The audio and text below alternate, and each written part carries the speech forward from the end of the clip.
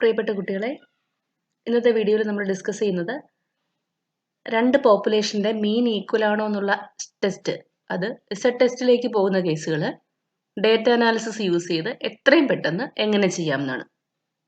അപ്പോൾ നിങ്ങൾക്കറിയാം, രണ്ട് നോർമൽ പോപ്പുലേഷൻ്റെ മീൻസിൻ്റെ ഇക്വാലിറ്റി ടെസ്റ്റ് ചെയ്യുന്ന പ്രൊസീജിയർ ഇസഡ് ടെസ്റ്റിലേക്ക് പോകുന്ന കേസുകൾ ഏതൊക്കെയാണെന്ന് നിങ്ങൾക്കറിയാം. സിഗ്മ, അതായത് standard deviations, population standard deviations രണ്ട് നോൺ ആവുകയും എൻ ലാർജോ സ്മോളോ ആവുകയും ചെയ്താലും, ഇനി പോപ്പുലേഷൻ സ്റ്റാൻഡേർഡ് ഡീവിയേഷൻസ് അൺനോൺ ആണെങ്കിൽ പോലും സാമ്പിൾ സൈസസ് രണ്ടും ലാർജ് ആണെങ്കിലും, ഈ മൂന്ന് കേസുകളിലാണ് ഇസഡ് ടെസ്റ്റ് നമ്മൾ സാമ്പിൾ മീൻസിന്റെ ഇക്വാലിറ്റിക്ക് അല്ലെങ്കിൽ പോപ്പുലേഷൻ മീൻസിന്റെ ഇക്വാലിറ്റിക്ക് നമ്മൾ യൂസ് ചെയ്യുന്നത്. അപ്പോൾ ഇത് നമ്മൾ എക്സൽ ഫംഗ്ഷൻ യൂസ് ചെയ്ത് ചെയ്യാൻ പഠിച്ചിട്ടുണ്ട്, പക്ഷേ ഡേറ്റ അനാലിസിസ് യൂസ് ചെയ്ത് വളരെ വേഗത്തിൽ ചെയ്യാം. അപ്പോൾ നമ്മുടെ H0 ഇവിടെ ഇങ്ങനെയാണ്: μ1 ഈക്വൽ ടു μ2. ഫസ്റ്റ് പോപ്പുലേഷന്റെ മീനായ μ1 സെക്കൻഡ് പോപ്പുലേഷന്റെ മീനായ μ2ന് ഈക്വൽ ആണ്. H1 മൂന്ന് ടൈപ്പ് ആകാം: μ1 not equal to μ2, μ1 greater than μ2, μ1 less than μ2. ഈ മൂന്ന് കേസുകളിലും ക്രിട്ടിക്കൽ റീജിയനും നിങ്ങൾക്കറിയാം. അപ്പോൾ എൻ്റെ ഒരു ക്വസ്റ്റ്യൻ ഇതാണ്: രണ്ട് കോളേജിൽ നിന്ന്, college A, college B, a sample of 35 students from college A was selected and their marks in the mathematics is observed. The standard deviation was found to be 15.5. അപ്പോൾ ഒന്നാമത്തെ കോളേജായ എ, കോളേജ് എയിൽ നിന്നും 35 സ്റ്റുഡൻസിനെ select ചെയ്തു. അവരുടെ മാത്തമാറ്റിക്സിന്റെ മാർക്കാണ് ഞാൻ ഈ B എന്ന കോളത്തിൽ താഴേക്ക് എൻ്റർ ചെയ്തിരിക്കുന്നത്. അവരുടെ സ്റ്റാൻഡേർഡ് ഡീവിയേഷൻ, അതിന് ഞാൻ S1 എന്ന് ഡിനോട്ട് ചെയ്യുന്നു. സ്റ്റാൻഡേർഡ് ഡീവിയേഷൻ 15.5 ആയിരുന്നു.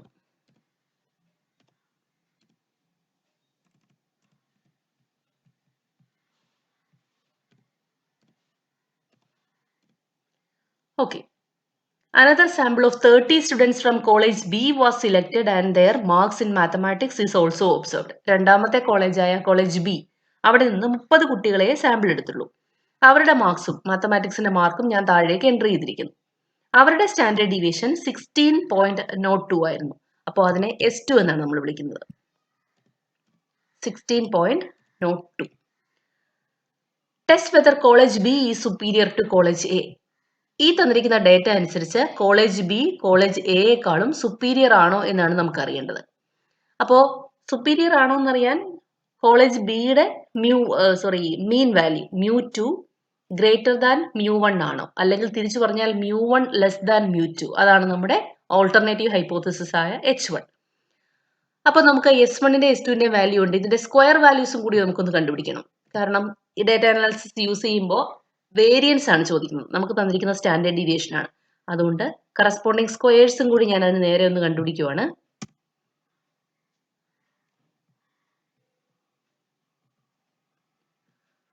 ഓക്കെ, ഇനി നമ്മൾ യൂസ് ചെയ്യാൻ പോകുന്നത് ഡേറ്റ അനാലിസിസിലെ ടു സാമ്പിൾ മീൻസിനുള്ള സെറ്റ് ടെസ്റ്റ് ആണ്. Z test for two sample means. നമ്മളത് സെലക്ട് ചെയ്യുന്നു. വേരിയബിൾ 1 റേഞ്ച്, വേരിയബിൾ 1 സെലക്ട് ചെയ്ത് കൊടുക്കുന്നു. അപ്പോൾ ലേബൽ എക്സ്ക്ലൂഡ് ചെയ്ത് സെലക്ട് ചെയ്ത് കൊടുക്കണം.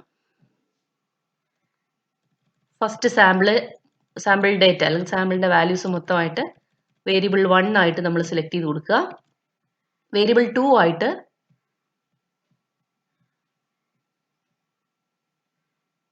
സെക്കൻഡ് സാമ്പിൾ, അതും ക്യാപ്ഷൻ ഒഴിച്ച് സെലക്ട് ചെയ്യുക.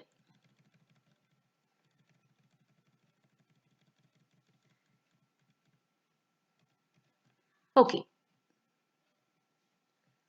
ഹൈപ്പോത്തസൈസ്ഡ് മീൻ ഡിഫറൻസ് പഴയ പോലെ തന്നെ 0 കൊടുക്കുക.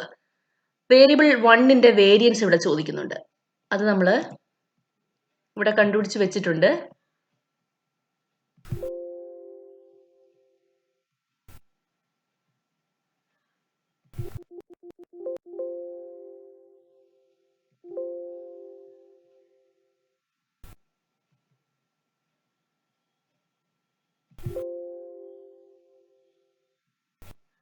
ഞാൻ ക്യാൻസൽ ചെയ്യുവാണ്, ഇത് സ്ക്രോൾ ചെയ്യാൻ പറ്റത്തില്ല.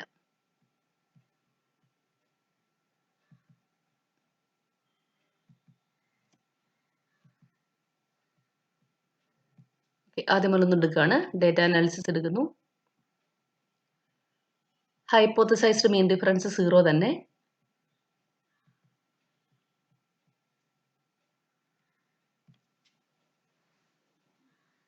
വേരിയബിൾ 1ന്റെ വേരിയൻസ് നമ്മളിവിടെ കണ്ടുപിടിച്ച് വെച്ചിരിക്കുന്നത് 240. വേരിയബിൾ 2ന്റെ വേരിയൻസ് 257. ഓക്കെ, ലേബിൾസ് ടിക്ക് ചെയ്യാം. ആൽഫ 0.05 തന്നെയാണ്. ഔട്ട്പുട്ട് റേഞ്ച് സെലക്ട് ചെയ്ത് കൊടുത്തിട്ടുണ്ട് ഓൾറെഡി. ഓക്കെ, അപ്പോൾ ഇങ്ങനെ ഒരു ഔട്ട്പുട്ടാണ് നമുക്ക് എക്സൽ റിട്ടേൺ ചെയ്യുന്നത്. ഇനി ഇതെങ്ങനെയാണ് റീഡ് ചെയ്യുന്നത് നോക്കാം. അപ്പോൾ ഞാൻ നേരത്തെ പറഞ്ഞു H1ന് പല രീതിയിൽ സൈൻ ഉണ്ടാവാം. H1 μ1 നോട്ട് ഈക്വൽ ടു μ2 ആകാം, μ1 ഗ്രേറ്റർ ദാൻ μ2 ആകാം, μ1 ലെസ് ദാൻ μ2 ആകാം.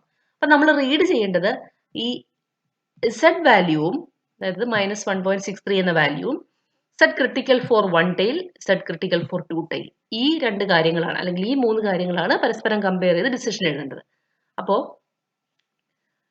ജനറലി ഇങ്ങനെയാണ് critical region. μ1 not equal to μ2 ആണ് H1 എങ്കിൽ critical region mode Z greater than or equal to Z critical 2 tail, അങ്ങനെയായിരിക്കും. H1 μ1 ഗ്രേറ്റർ ദാൻ μ2 ആണെങ്കിൽ critical region ഇങ്ങനെയാണ്, Z greater than Z critical 1 tail. H1 μ1 less than μ2 ആണെങ്കിൽ critical region Z less than minus Z critical 1 tail. അങ്ങനെയാണ് മൂന്ന് critical regions. നമ്മളുടെ H0 അല്ലെ H1 ഇവിടെ μ1 less than μ2 എന്നുള്ളതായിരുന്നു, മൂന്നാമത്തെ തരത്തിലുള്ളതായിരുന്നു. അപ്പോൾ നമ്മുടെ ക്രിട്ടിക്കൽ റീജിയൻ ഇങ്ങനെയാണ്, Z less than minus Z critical 1 tail. അപ്പോൾ നമ്മുടെ Z -1.63 minus Z critical 1 tail, അതായത് -1.64നേക്കാളും ചെറുതാണെങ്കിലാണ് H0 റിജക്ട് ചെയ്യാൻ പറയുന്നത്. -1.63 -1.64നേക്കാളും ചെറുതല്ല. അതുകൊണ്ട് നമുക്കിവിടെ H0 റിജക്ട് ചെയ്യാൻ പറ്റില്ല. അതായത് കോളേജ് എയുടെയും കോളേജ് ബിയുടെയും മീൻ വാല്യൂ, പോപ്പുലേഷന്റെ മീൻ വാല്യൂ സെയിം ആണെന്ന് നമ്മൾ കൺക്ലൂഡ് ചെയ്യേണ്ടി വരും ഇവിടെ.